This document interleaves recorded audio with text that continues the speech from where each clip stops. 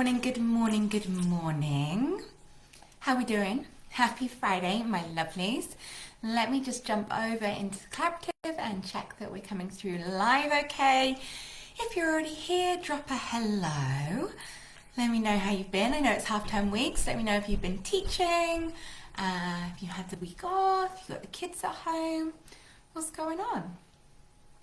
Let's just see if we're there. We are live.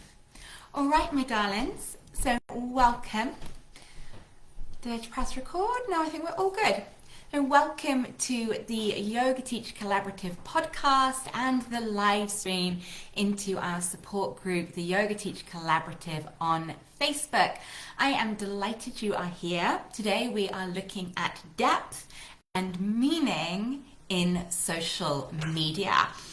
So many yoga teachers say to me during mentorship, during catch-ups, during trainings, that they hate marketing and they hate social media.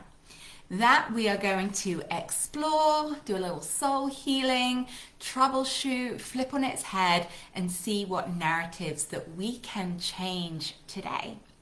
So before we dive on in, if you are listening to the podcast, it would mean the world to me if you could subscribe. It's one of those algorithm little tick boxes behind the scenes that when you subscribe to the podcast, not only does it mean you are less likely to miss out on our weekly episodes, but it also helps other lovely yoga teachers find our content so they too can grow, expand their yoga business. If you are new here, my name is Laura Green and I am the host of the Yoga Teach Collaborative. I am a UK-based yoga teacher in Southampton, Hampshire. I have been teaching yoga, hosting retreats worldwide for 15 years, running a teacher training school and mentoring yoga teachers. It is my absolute passion, mission, heartfelt food to show up and support yoga teachers to thrive. And I do a lot of that for free. So come take all these resources that can help you expand and grow as a teacher, that can help your confidence grow and can also help you on the business side. So today we are looking at bringing more depth and meaning to your social media. So why does this matter? Many yoga teachers do struggle with social media. And let me know in the comments, let me know in my DMs, let me know below if any of this is resonating with you. But I know many of us struggle with social media because it can feel inauthentic. It can feel ick, it can feel overwhelming, it can feel damaging to our mental health, especially if it's triggering confidence lapses or comparison. It can feel a really challenging place to be. And also it can feel overly glorified as the key that's going to make or break your yoga teaching, that if you are not thriving on social media, well then you know you're not going to have full classes. That is not true, my lovelies. That is not true. So what I want us to start with is really know and really trust me that if you are running an in-person yoga business, you do not have to be on social media. There are many, many more ways that might feel heart-aligned for you to market your classes, build your community, and get a loyal following of students that do not require you to be on Instagram, social media, TikTok, fill in the blank with what other channel you like. You are not missing out, and it's not going to slow down your progress. There are many other ways that you can do it that are probably more effective. The old school marketing is still king. Building a good website that generates inquiries through when people Google yoga classes in my town, they land on your website, they land on your Google business. Those are still going to be number one. Recommendations and referrals, number two. And old school posters, flyer drops, they do work. And when people tell me they don't work, it is normally because the flyer design wasn't great, you paid a distribution company to drop your flyers, or you just didn't drop the flyers at the right time of day. they're still the most effective if you're building in-person classes. But many yoga teachers are talking to me in the mentorship, in the coaching sessions we have, that they want to build their online offerings more. If you are wanting to build more of an online business or attract students that are out of your local geographical area, social media is going to be a necessary part of your marketing strategy. So, and if you are running an in-person business, social media can be a really helpful part of your strategy. It just doesn't have to be. Oh, I'm getting all sorts of warnings pop up on my computer. Just a tick. There we go.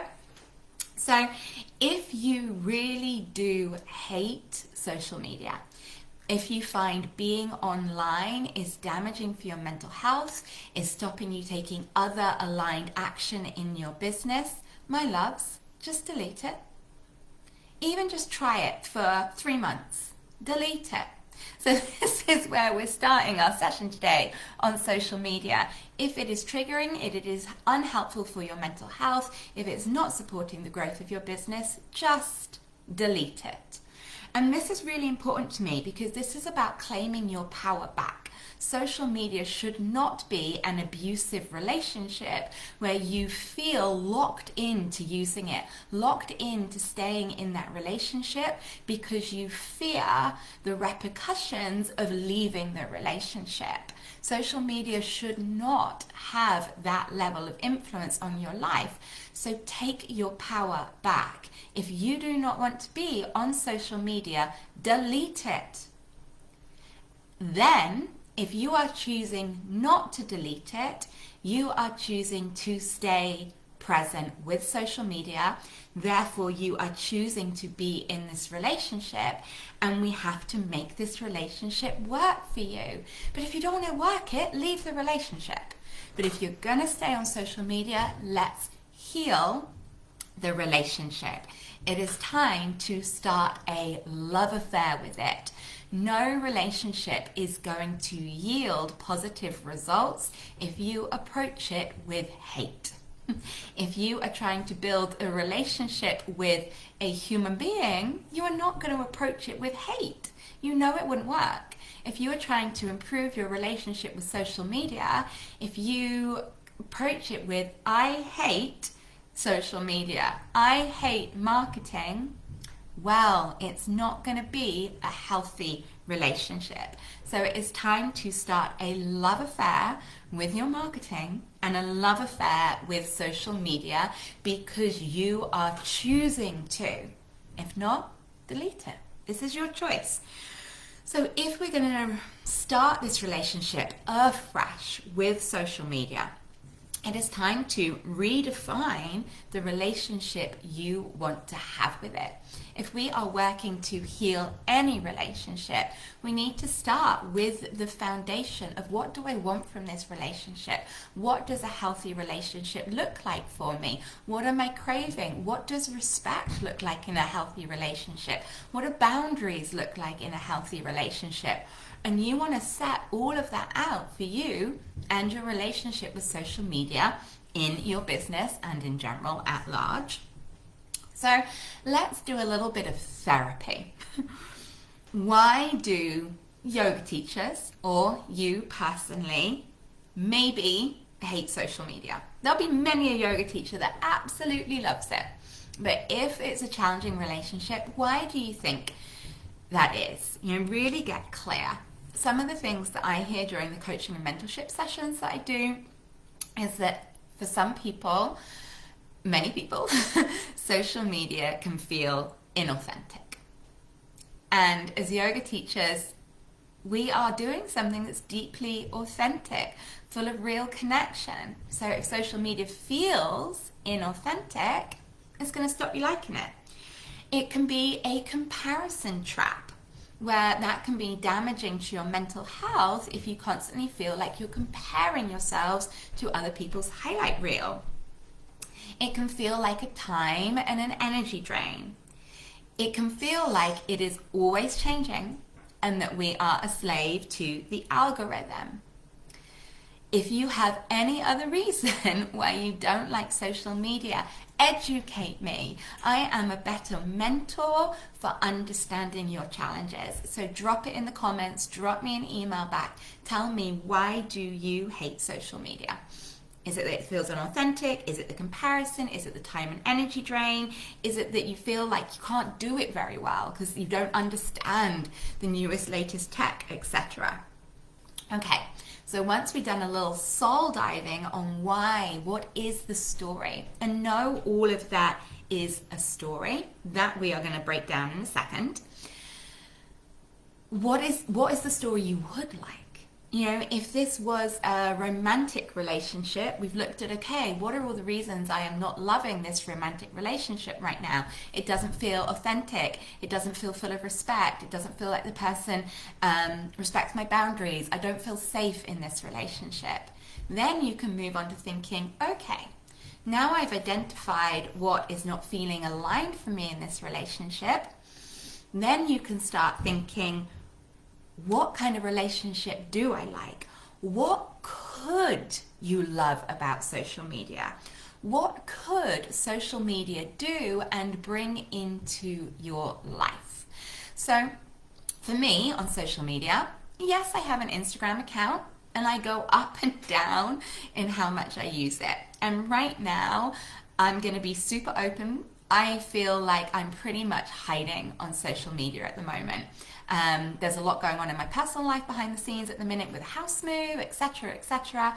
And also the astrology right now. We have had since the beginning of the year major planets in retrograde.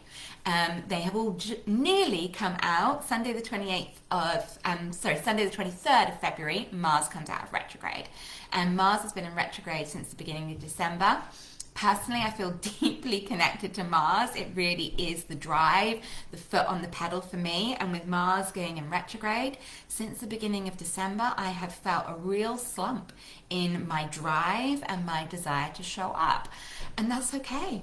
I've been taking a little hiatus. I've also been on retreat. Still, my social media is ticking over, but I have taken a little bit of a pause on showing up really personally on my Instagram and my Facebook, but where I continue to show up on social media is this group, the Yoga Teacher Collaborative Facebook group, because it feels the most authentic, safe, family community that I have on social media. So I choose to nourish this. And when we talk about what might social media bring into your life, this group, the Yoga Teacher Collaborative, that I started back in April 2021 with 250 of you, now has 5,000 of you, 5,000 yoga teachers. And I know most of you by name. I know most of you by profile picture. I see you in the comments. I see you grow over the years. I see you show up and support each other. I see you show up and support me. And many of you come on my retreats, my trainings. The Yoga Teacher Collaborative Facebook group has given me so much. It has expanded my business and brought me family. So what could social media do for you? Why might you love it? So then, when we thought, okay, so this is where I'm at with social media, this is the relationship I'm having, and these are the reasons why this relationship isn't aligned with me. This is the relationship I dream of having.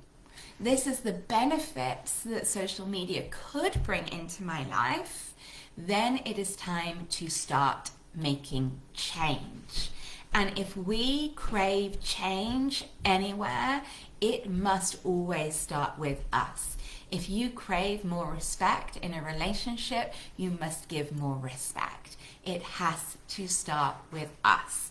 So, if you're not loving your relationship with social media because social media feels inauthentic, changing that relationship can only possibly start with you. So if you desire more authenticity in social media, that means you have to show up with more authenticity.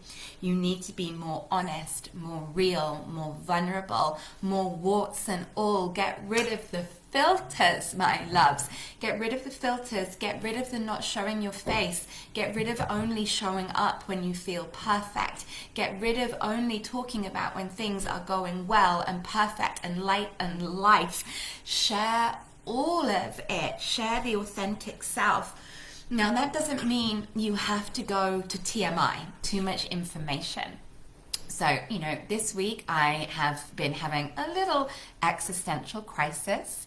Social media, people outside of my closest friendship circles, they don't need to know the ins and outs of my current existential crisis. They don't need to know what's triggering it, but I can still show up in social media and be the first person to be authentic. And I did this week, and I didn't do it as a marketing trick. I did it because I was struggling with a question in my own mind. So why not consult my community and get their perspective? So I just shared in my stories this week, having an existential crisis. Should you fight for what you want, or should you trust that if it's meant to be for you, it will come naturally?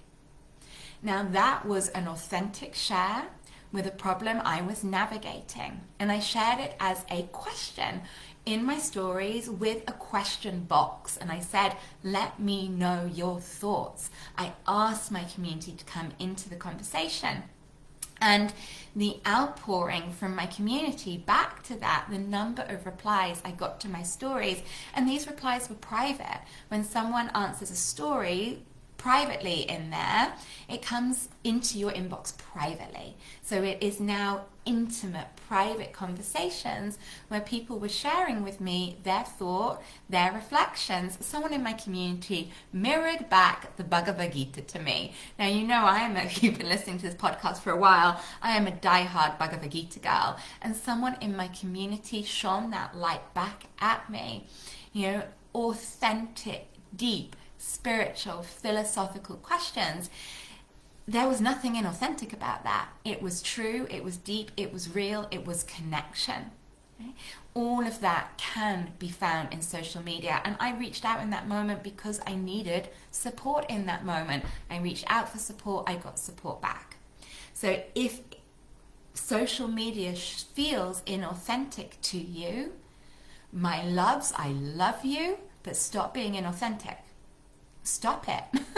It's just us on social media. It's just real people living their real lives. So if it's all inauthentic, it's because everyone's being inauthentic on it. So you have to go first. Change. Show up and be authentic. Be real, be honest. And yes, you can do that and be private as well. I did not share the story behind the existential crisis, because that story was to be discussed only with my friends, my closest peer support, but I still needed broader than my echo chamber to feel supported. If you crave connection, then reach out and connect. Are you finding that you're going in social media just because you feel you have to? Popping up a post, a reel, a story because you feel you have to, and then either instantly leaving the platform or just resuming the doom scrolling through cat videos. If you crave connection, connect. Comment on other people's stuff, engage with other stuff, open conversations in direct messages. I didn't just put a post up saying I'm contemplating the teachings of the Bhagavad Gita and whether one should fight for what they desire or trust that it comes naturally, and just write that out as a teacher on their pedestal, verbalizing the Bhagavad Gita. No, I used a question box. I asked for connection. Okay? So, and social media want you to do this. And this is what I love about what I'm teaching you today, because it's beyond algorithms. And it's so far beyond algorithms that it's what the algorithms want. Social media is to be social on. It is to make connection on. They want you to stay on the platform. They want you to have conversations. So actually bringing this depth and meaning and connection to social media is what the platform wants anyway. So it's always going to be supportive of the algorithms. So if you want connection, reach out and connect. See every post you make as a conversation starter. Ask for opinions. Top 3 favorite ways to stretch out neck and shoulder tension, or what are your favorite? And no longer pedestaling ourselves. So I can say, you know what, yes, I am a yoga teacher. These are my 3 favorite stretches to release neck and shoulder tension. But you know what? It's not getting into a little niggle I've got today. So send me back your favorite ways. You know, ask people to share their wisdom, their experience, their thoughts, their knowledge with you. It does nothing to minimize your expertise by asking other people to share theirs. Very similar, but if you want interaction, interact. You know, even when it just comes to sending reels to people in DMs, I'm terrible with this with my husband. My husband is sending me reels all the time. I open them, I giggle, and I don't do anything. But why is my husband sending me reels all the time on social media? It is his little moments of reaching out and connecting, saying, I saw this funny cat video today, it made me think of you, I'm sending it to you. It's even that is a reach out for connection. So even if I can just take a moment to go, haha, made me laugh, thank you. It's all an opportunity to connect, to interact. If you want depth, go deep.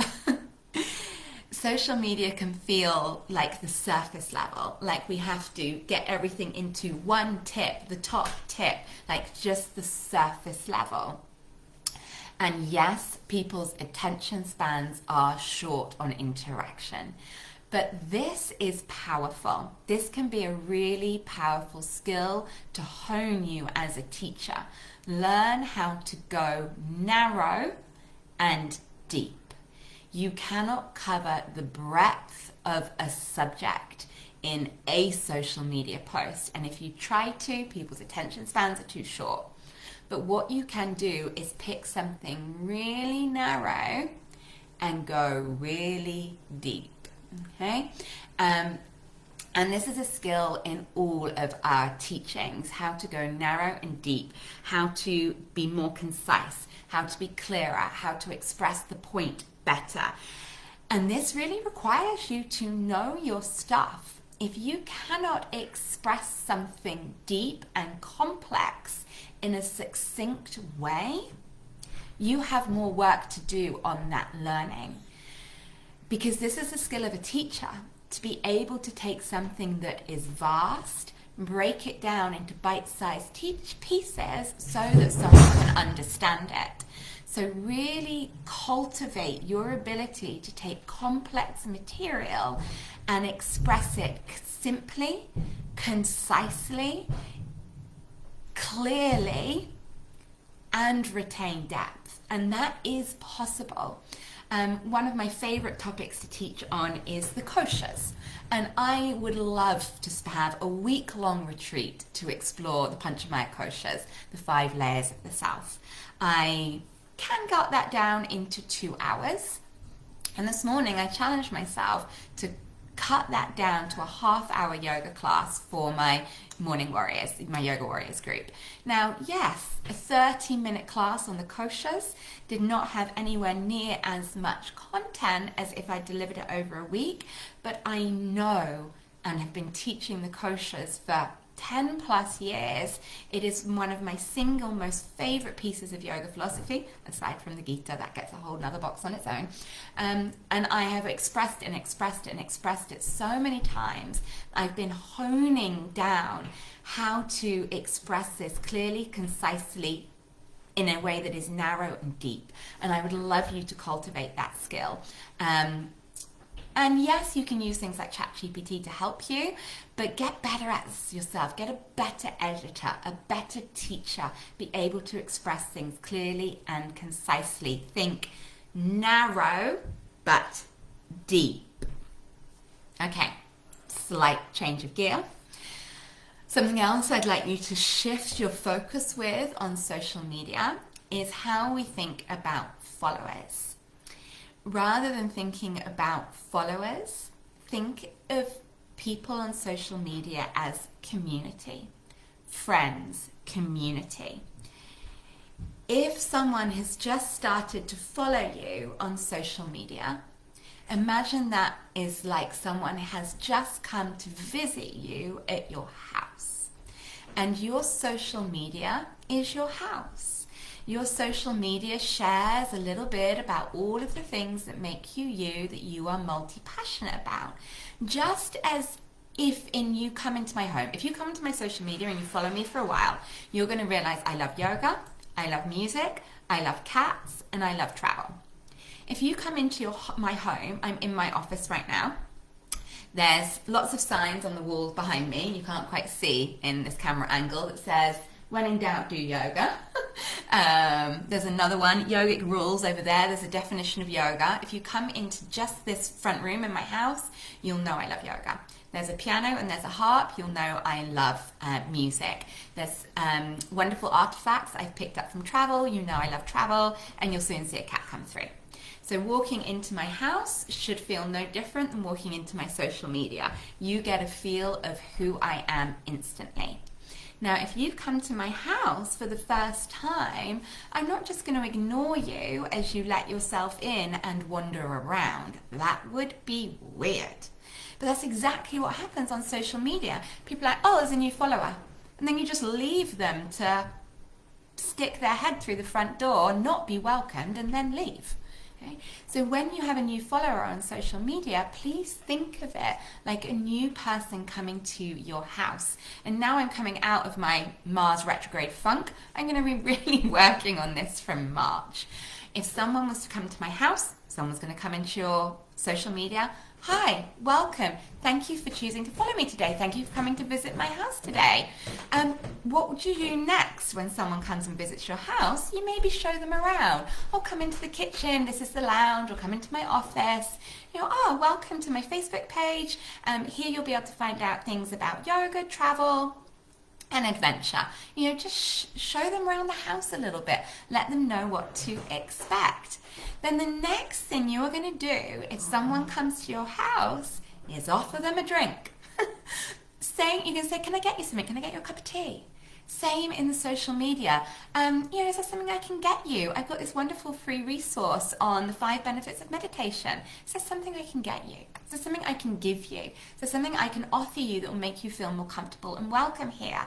Please do this in your social media, and I'm going to be way hotter on it from March. But really think of new followers as visitors to your house.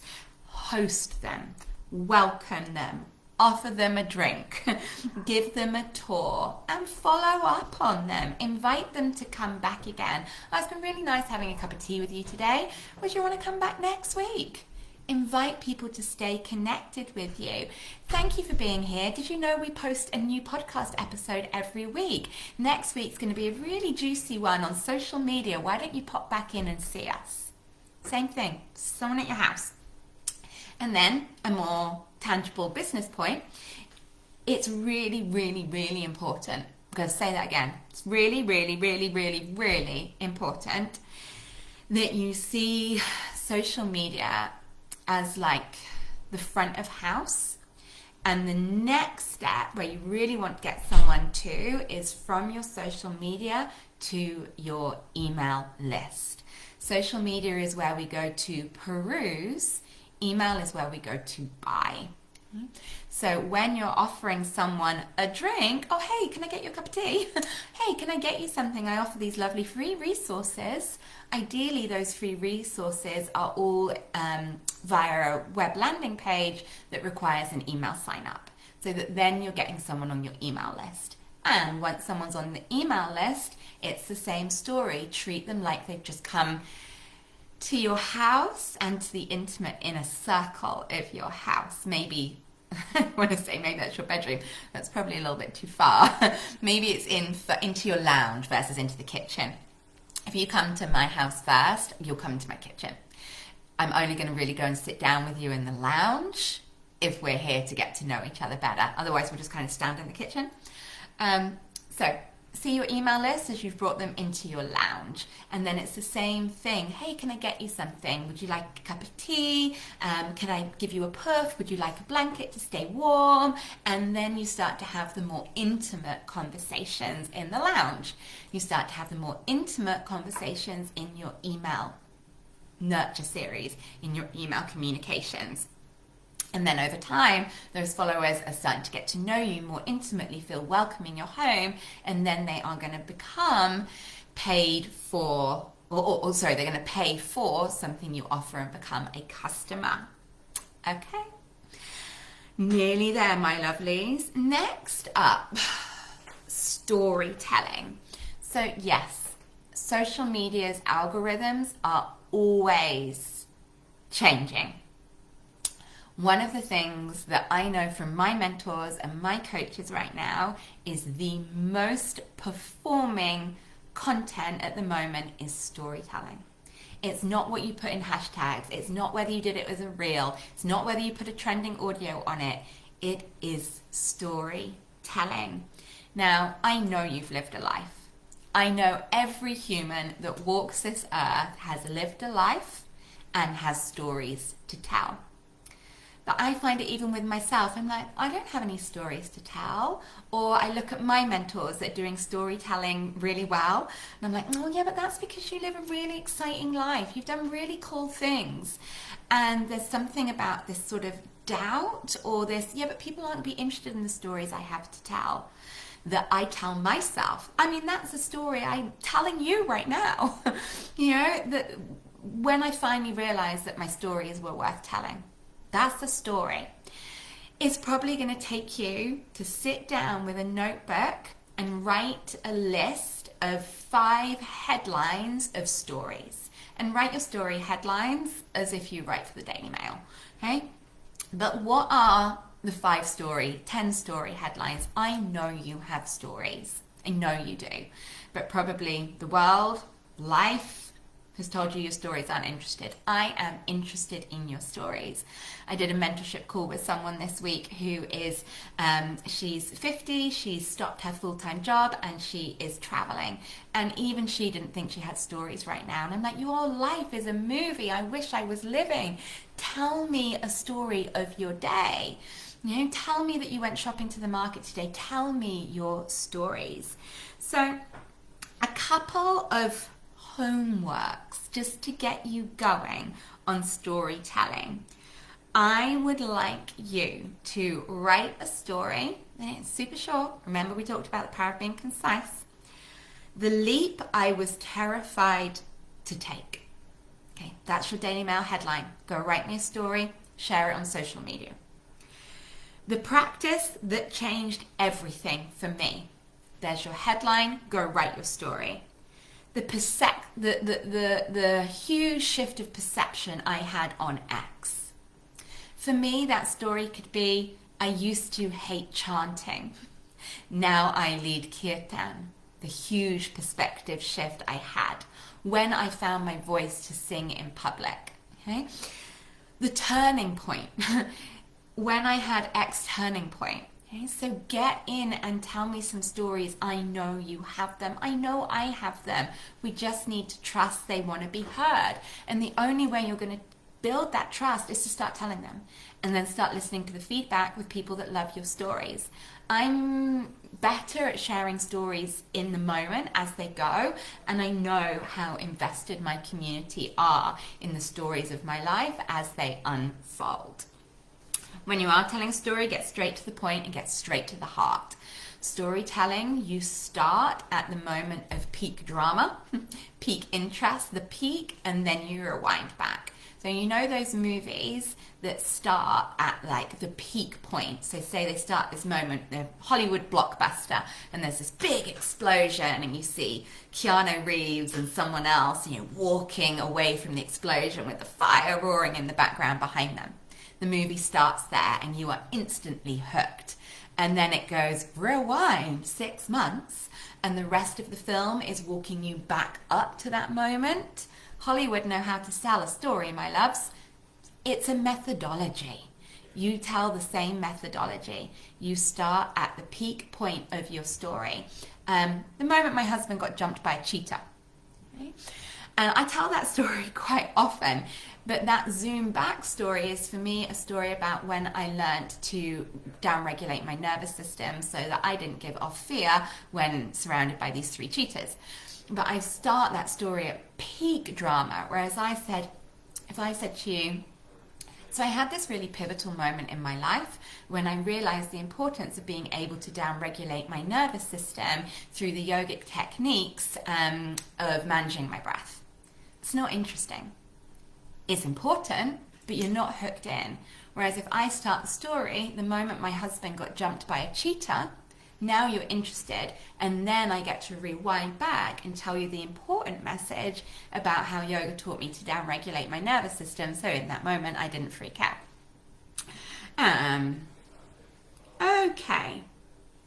I think that's it, my loves.